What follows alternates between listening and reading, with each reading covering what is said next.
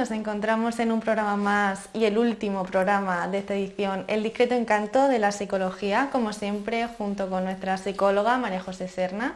Hoy también nos encontramos con dos invitadas especiales, María e Inma, y es que hoy vamos a hablar de un tema bastante complejo que hemos hablado ya en anteriores programas, como son las enfermedades raras, y es que ambas pues padecen una de ellas. Ambas padecen una enfermedad rara, tiene este término ya que afecta a 5 personas de cada 10.000 habitantes, por lo menos en terminología europea. Y vamos a hablar de una enfermedad que afecta a todo lo que es el intestino y el estómago y es una inflamación de toda esta parte del cuerpo. Así que, si quieren, María José, empieza a explicarnos en qué consiste estos 3 tipos de enfermedades que afectan a todo lo que es nuestro intestino. Yo esta vez, si me lo permitís, me voy a mantener un poquito más atrás porque quiero darle el protagonismo sobre todo a nuestras invitadas. Sí que tengo que decir que las enfermedades del aparato digestivo no solamente se centran en el estómago, el aparato digestivo empieza en lo que es en la lengua, en la misma boca y termina en el ano. O sea, fijaos toda la extensión de enfermedades o de debilidades que podemos tener en el aparato digestivo. Aquí vamos a trabajar hoy o vamos a hablar con ellas sobre todo de las enfermedades que en este caso tienen ellas. Y no me voy a excluir porque fíjate, hablando un poquito antes de empezar el programa con ellas, yo tengo una de las enfermedades, o la tuve hace unos 7 o 8 años, ahora ya estoy otra vez regulada, espero que no se vuelva a activar, que fue el colon irritable. María, en el caso de María es el colitis ulcerosa y en el caso de Inma el Crohn. En el caso mío voy a adelantar solamente unas pequeñas pautas de qué cosas me ocurrían a mí. La incomodidad sobre todo, una de las quejas enormes era sobre todo el poder hacer una vida normalizada cuando salgo de casa, porque muchas veces en el caso mío había pues como una especie de retortijones según un poco de alimento, una bebida o algo que pudiera tomar, que activaba todo y claro, tenías que ir al baño inmediatamente donde fueses con unos cólicos tremendos. Muchas veces no te da tiempo ni a llegar. Entonces, eso por un lado es la incomodidad que al final te debilita y dejas de salir al restaurante, dejas de salir al sitio donde sabes que puedas tardar en casa para evitarte ciertos malos momentos. Entonces, esa fue mi parte. Dejas de hacer deporte, no puedes salir de senderismo, no puedes hacer ciertas cosas por miedo al que dirán, o al que te vean, o la vergüenza o la llamar la atención.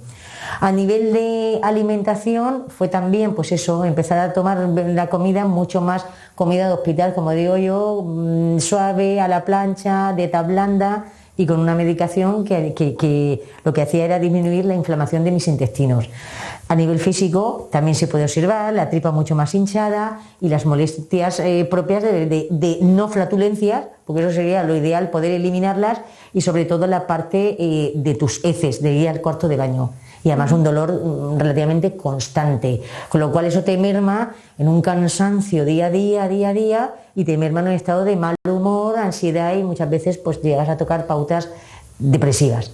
Pero en este caso, sí. Hay que especificar que ambas, o sea las 3, habéis padecido una de estas enfermedades en distintos niveles, que sería, empezando por José, que sería el nivel más bajo, por así decirlo, que sería en el colon irritable, que hoy en día la padecen el 11% de la población total, es decir, que tampoco la padece muchísima gente.